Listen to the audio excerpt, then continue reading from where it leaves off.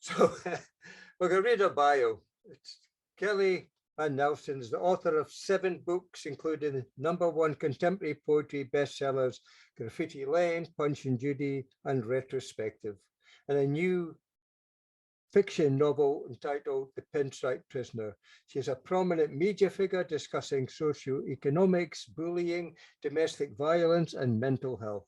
Her work has featured in numerous publications, and her books are frequently gifted to A-list celebrities, including Academy Award winners. She's a KSP First Edition Fellowship recipient, winner of the Aus Mompreneur Big Idea Changing the World Award, Rose Success Book Best Award, and Most Powerful Influencer Award. She is also a full-time managing director on the executive board of a global organization and was a 2020 CEO Magazine Managing Director of the Year finalist and Telstra New South Wales Businesswomen of the Year finalist. She's represented by the Newman Agency, and above all, she's a top blotter. So very welcome to Kelly Van Nelson. I feel exhausted listening to that. That's why I don't get to tune in too often. I am still in the corporate world, and most Monday mornings I'm on a flight, so it's really tricky to dial in, but I'm so happy to see Leslie and Jeff and Doc and lots of familiar faces, and to hear such great poetry. So thanks for having me back, Finn. It's been way too long. I thought I'd do a bit of a set with an opening and a closing of prose and some poetry in the middle, because I flip between the two with the writing styles. And yeah, I don't know which is my preference, but I thought I'd sandwich the poetry in the middle, if that's okay with you all. And I thought I'd go with a bit of chronological order through little snippets from each of the books, and yeah, just give you a complete mix. So I'm going to start off with a little piece called Silver Lining. It's a mental health piece, and it was published by the mental health organization called the PEDIS, and it also was in my first book, Graffiti Lane, which is that one. This is a little bit of prose. The silver helium balloon has been shriveling over the last few days. It was hand-delivered, tied to a beautiful bouquet, the only flowers I've received lately that weren't weaved into a wreath. So thoughtful of my sister to send them a few weeks after Mark's funeral. She's an angel. The kindness from everyone else has faded. No more casseroles left on my front step. People have their own problems to deal with. Not that I'm seeking ongoing sympathy, but becoming a widow in my 20s was so unexpected. Pull my blonde hair into a ponytail. Feels greasy. Can't remember when I washed it. I took on a tracksuit in my runners, forced myself to venture out to pick up groceries. When I get to the mall, I'm drawn to a gift shop selling candles and condolences cards. I end up buying another silver helium balloon. When I get home, I'm unable to stop crying as I stare at it. After a while, I get up and fetch a carving knife from the block in the kitchen, thinking about slicing into my wrists. Instead, I poke a tiny hole in the neck of the balloon and put my mouth over it. I suck the air out, hoping to become light enough to float up to heaven to see the mark. Instead, I become lightheaded and laugh in high-pitched hysteria alone in my apartment. So glad the helium balloon has a silver lining. That one to open up, called Silver Lining. I'm going to go into a poem now as well from Graffiti Lane, just a short little one. This one is about domestic violence, and it's called Padlock.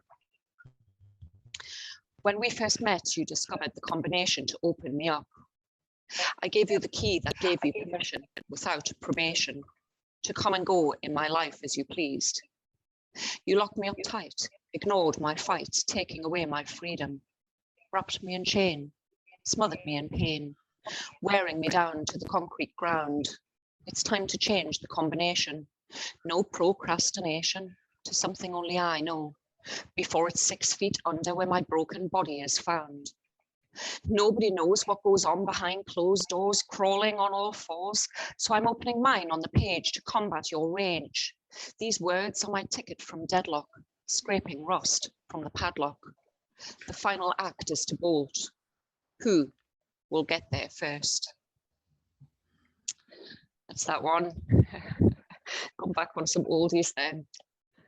I think someone's not on mute. I can hear a bit of background noise. If you could just put it on mute. Not sure.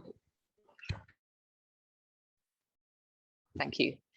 All right. I'm going to move on to another domestic violence poem. It's called Mummified. And this one was from my second book called Punch and Judy, which is poetry. I think I might have done this way back on Blot. I've been, yeah, as Finn said, on since the very beginning, I think since 2019 or whatever Finn started. So another little oldie called Mummified. I wanted us to last forever, to leave our mark in history as the invincible couple who never crumbled. I wanted hieroglyphics to tell our love story rather than proclaim the writings on the wall. I wanted us to be preserved, our relationship mummified, but it unraveled when I needed the bandages to soak up the blood of my wounds. I wanted us to be forgotten, for our ruins to be buried so deep underground no archaeologist could ever dig up evidence of the mess we created. I wanted nothing more from you the day you left me in a tomb with nothing but the curse of our memories to remind me I was not dead. All right, I'm going to do something a bit happier now. A poem called Weather Girls. And it's from my third book called Retrospective, which is this one. And this book, I'm from Newcastle upon Tyne. I wrote retro just looking back at urban life in the 80s growing up in the Northeast on a council estate, and a little bit of 80s influence of music in this one. It's called The Weather Girls. For all the girls who held my hand as I cried over a boy who broke my heart, or crawled on all fours trying to drown the pain out, gratefully accepting the tissue from your clutch to mop mascara streaming down my cheeks. You are my umbrella. For all the girls who stood by my side as I unpicked words, spat in anger, and I floundered in the pathway to forgiveness, or choked as I swallowed my pride to apologize. You are my umbrella. For all the girls who danced with me to the tune of music, celebrating the beat of living in the moment, relishing being young, free, and stupid, never judging mistakes, but helping me avoid another tangle with a snake. You are my umbrella.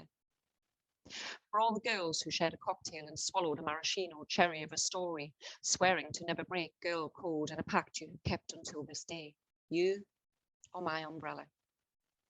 For all the girls who know me not as anything other than a poet on a page, or the voice trying to mend a lifelong sore throat by pulling swollen tonsils out with an open mic, and have been cheering me on from the sidelines. You are my umbrella.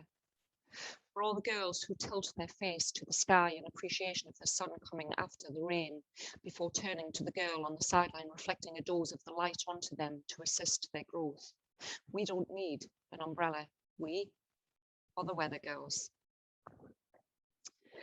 All right, Finn, I'm going to do a little bit of new stuff. So a couple that are, just written over the last 6 months. So I've been sort of traveling with the work day job. Bit of a mix in these as well. This one's called Motherhood. New shit.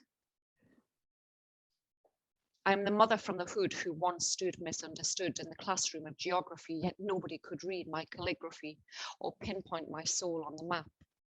I was left-handed, disbanded, 13-year-old stranded from the mean girls with straightened out curls, scoring on goals with the teacher, a preacher putting 80% feature on popular kids never sentenced to detention, not the 20% rejection, silent in vocal projection, as she screamed, "Hey, teacher, leave those kids alone. Throw the rest of us a bone by turning over unmarked stone to nourish deteriorating minds so they mature, mitigating youth becoming skeleton premature in the dark, unforgiving earth that can never emulate Mother Earth, absent back home for those who roam alone in the hood." Got another new one. This one's called Weary Feet. It's just been published in quite a major Prime magazine called Mind Foods. So yeah, it is published, but it's pretty new. I think I wrote this a couple of months ago and it just got picked up. It's called Weary Feet. Weary feet walk the street home to school without the beat of a mother's heels trying to keep me from straying along the track, along the back of allotments growing weed. Temptation never came to fruition. for fear of taking the heat from the back of her hand and a red raw streak across the cheek of a young face bleak from invisible tears. They were clad in brown, fake leather derry boots, travelling footprints in the snow, even though I had no place to go because running would have been no mean feat when I needed to survive, not face defeat by putting myself onto the street, even though it had a welcome mat at the door, waiting for me to wipe the ice-cold slush remnants from my weary feet. Short on that one. Something else I've been doing is going back to study a little bit, and I did a nice poetry course, actually, if anyone wants to study online with California Institute of the Arts, which is one of the top creative unis in the world. I did the poetry course with my son, who's also writing, and this little poem is something that's spat out of one of the workshops. I love writing with metaphors, and this one is called "The Keyboard is an Armored Tank." Stained fingertips bleed raw as they claw back to tap, irreversible instructions instigating war. Enter, key loading lethal bullet in the hold, camouflaged behind overworked khaki letter. Mental health in stealth, no peaceful wealth, poised to hose down the next casualty, leaving them ravished, abandoned beneath enemy treads, rolling over corpse with brutal force, no remorse in a field where peacekeeping is buried below earth. Scattered with dry poppy petals, red carpet laid for uniformed survivors on the winning side of mahogany desk, monitored by general rules, casting shadows of doubt over wires crossed, begging for traumatic memories to be drugged and unplugged, but the computer says no, refusing to succumb to control, alt-delete as the tank rolls on to lecture the meek, unsuspecting replacement recipient, new participant on war without peace, preparing for the next shift. That's my little corporate and war poem rolled into one. I've got a couple more, and then I'm going to do a bit more back into the prose, but this one's called "The Price of Silence," another newbie. Black and blue collar, thigh, free of cellulite, smooth with youth yet marred by aged hand, commanding fear as a lone tear, carbs clean streaked and dirty face, the only giveaway above skirt waist, that this human race of inherited parenthood is not all it's cracked up to be on the outside when behind closed doors, mama leaves baba crawling on all fours under scratched pine kitchen table, where cruelty can no longer reach to teach respect. Red or dead, eyes bleary, afforded no respite from unachievable workload distributed by highly paid tyrant, squeezing blood from unturned stone of silent migrant, trying to please to appease commanding officer, demanding excess labor from cheap slave, left with no choice but to cave at the mercy of 9 to 5, whip cracked with quip at new recruits' expense. Black and white lies blurred by grey demise from 50 shades of unwanted praying palms, preventing any chance of keeping advances at arm's length when strength of character is outweighed by power of rank and the wrath of an NDA, preventing the basic right to say anything other than silence. I've got another 2 poems, Finn, if that's okay. This is another little shorty. I just wrote it for a charity event called The Art of Poetry, where we had to match our poetry to some beautiful artwork, and it was auctioned off to raise money for a really good cause here in Australia. Another little short one, it's called The Tree of Emotion. We were roots once, buried in the darkness of blinkered passion, limbs so intensely intertwined with one another, it was impossible to distinguish black lace from white skin as we writhed in the dirt of 50 shades of grey, 6 feet under beneath the surface. We were roots once, ill-equipped to forge our own separate paths, resilient on one another to grow, collectively combating turbulent conditions, stronger in our convergence, hiding from the threat to our existence of floods and bushfires beneath the surface. We were roots once, until we determined to burst the bubble of 2, letting the world in so we could spawn brighter seeds of human connections, reproducing an array of colourful emotions, afraid to be seen as our love bloomed beneath the surface. We were roots once, exploring one another in isolated early relationship phase until we embraced the natural beauty of life, branching from foundational groundwork, able to weather 4 seasons, providing stability for others to perch on our blossoming treetop above the surface. Last poem. I'm going to do one. I think I've done this one before on Blot. It's kind of new, maybe a year old or so. It's going back to my childhood, and I'll finish with this one before I do the poetry from the prose from the new book. It's called The Streets. The streets are empty, no sign of life except for the movement of last night's newspaper blowing in the breeze, soaked with vinegar and stained with grease, from battered fish and chips that passed the lips of a young girl hungry for nourishment of a home-cooked meal, settling for deep-fried sustenance, because she can't even reach the stovetop to try and warm a tin of baked beans. And nobody ever taught her to cook because even her mama doesn't know how to knock up a meal or read to a child a book before bed, as a parent never pedigree bred, nor adequately well read herself. The streets are shadows, cast down alleyways with uncharted dark corners to navigate, beside scuttling spiders trying to bait the innocent into a tangled web of doubt where the bulbs of lampposts have long since burned out, and the people once hitting pavement no longer go out, because it's too dangerous to go about daily business without fear of being mugged of a purse filled with nothing but a few coins, since unemployment doesn't adequately reimburse anyone but the criminals who try to coerce, the bag dangling from your shoulder as they scare you with the glint of their eye, so far gone from a catcher in the rye, their innocent lost too soon to Borstal because they set out to steal the silver spoon, always destined to be missing at birth, coming up empty-handed and red-handed from nothing but hollow turf, wars. The streets are unyielding, concrete slabs trodden on by foot soldiers marching about their business in steel caps and fluorescents, earning their keep, fighting to keep their children asleep in the trenches beneath threadbare cotton sheets, where the union is a weapon in the war to make two ends meet. And the enemy of debt can never retreat and is always beat down to a pulp, stamped out beneath weary feet, trying to avoid falling between the wise cracks filled with chewed up gum, and the pun about the bum who cannot make a decent living immortalized in the past, present, and future proofed, labeled with the unforgiving truth, a dead man walking. The streets are gold-plated, unabated treasure filled with riches beyond the dollar, invisible to the naked eye, unable to see beneath graffitied veneer the sheer value in being the deer in the headlights of the luxury vehicle rear, parked in private driveways, petitioning to make the highway on only one side of the tracks to avoid unwanted hacks on their tarmac from the poor. The streets are truth, the harsh reality of have and have-nots, sunburnt in the harsh glare of neon lighting, blinking while clinging to hope.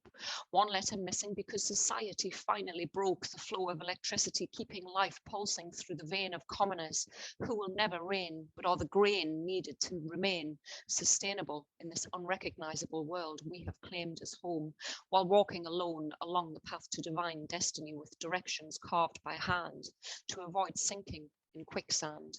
I am the streets. All right, I'm going to finish off. So yeah, book number 7. This is my first novel. So yeah, it's called The Pinstripe Prisoner, and I've been writing this book for more than a decade. It started out as a piece when I was living in South Africa, and I ended up going into a prison there to do some research and started writing about prison reform and about the impact of violent crime on mental health. And the book was formed. So yeah, it's been a long time coming, this one. I'm going to finish off. I started with prose, going to finish with prose, and this is the first couple of pages of The Pinstripe Prisoner. The Ace of Spades is tucked behind a queen and king of the same suit, and I know I'm in with a chance. My eyes blink once, an uncontrollable reflex, but every other muscle remains still. The back of my throat is dry, but I hold back from gulping to avoid my Adam's apple giving the game away. My hand is kept close to my chest. That's pretty much the way I like to live life. Always one for pulling my weight around the house, I've stocked the braai with Roykran's wood, and we're sitting out back enjoying a lazy afternoon with the fire crackling away. Pa has a poikie simmering over glowing coals he's piled to one side. He has a knack of pulling the coals from the heart of flames when they're perfect temperature for the cast iron pot. Oxtail stew has always been my older brother's favourite. Yaku likes to suck the bones to get every bit of flavour out. He's driven home from Cape Town for the weekend, enjoying time off from medical school. Every so often, Pa lifts the lid off with his tongs and Ma gives the pot a stir with her wooden spoon. It's impossible not to smile at her looking so happy in a brightly coloured floral dress with the apron I bought her last Mother's Day tied over the top. It says Dad's the boss, unless Ma is home.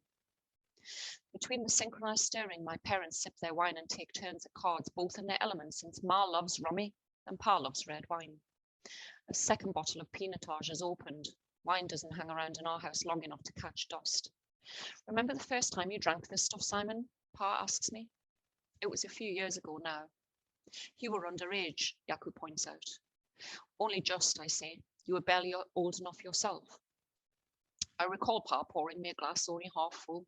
I took a swig and spluttered while Yaku slapped me on the back to help clear the pathway for another mouthful. Then I gulped down the rest and tried not to grimace. You pair haven't looked back since I introduced you to the finer things in life. Pa swirls his glass and sniffs it. Heavenly. He likes to think he's a connoisseur, but he just knows what he likes. Keeping a straight face, I put down a triple spades and take the game. No way, Yaku grumbles as Ma shuffles the deck and deals another round.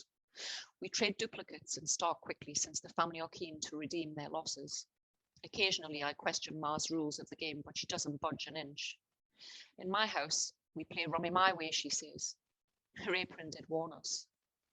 I play a joker hand and thrash them again, fist pumping as I get up from the table. Ma gives me a hug and Pa applauds.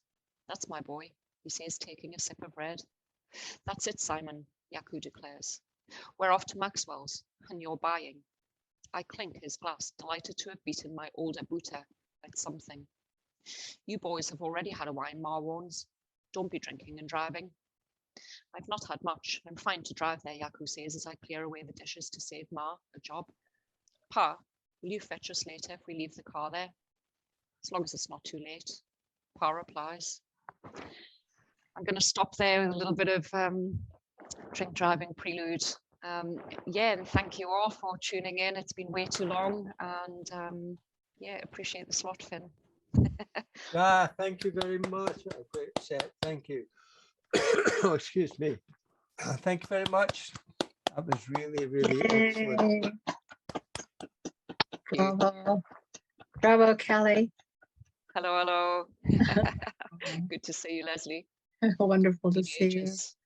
Yeah, thanks. Been stupidly hectic. But yeah, at least I'm still writing. Wonderful. Excuse me, will I die here? Excuse me. You all right? Yeah, I'm fine. And Kelly's making a homecoming visit to Newcastle upon Tyne on the 9th of October next month. So if anyone's in the northeast of England, it's at 9th of October at 12 o'clock at the Saba Italian Tapas Bar. Yeah, I've got it all here in Exactly, front spot of me. on. Yeah. That's my first time home in years, actually, so it'll be really, really good. There, my work is sending me to Oxford University, which is super exciting for a girl who had zero education when I was young. And I'm squeezing in Newcastle on the trip, so it'll be so good getting a gig in. That's really odd. I mean, it's like, I know it's a big country, but 2 Australians come up because Skylar's over here at the same time as well. It's the same time in October too. I don't know where she is at that day, like, but Yeah,